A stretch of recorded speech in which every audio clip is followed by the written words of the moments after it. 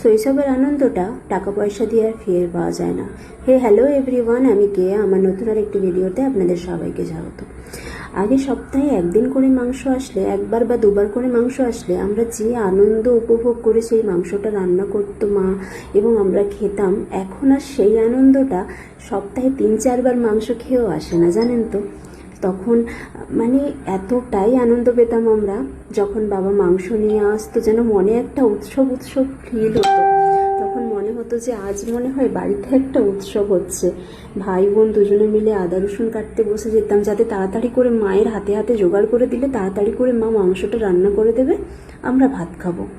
সেই যে আনন্দ বা সেই যে মাংসের স্বাদ এখন সপ্তাহে 3-4 বার রান্না করে খেলেও আর নিজে হাতে রান্না করে খেলেও সেই স্বাদটা আর ফিরে আসে না। আমার সাথে কারা কারা একমত জানাবেন কিন্তু।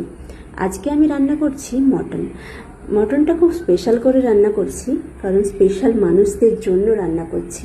আর এটা মাটির উনুনে করছি।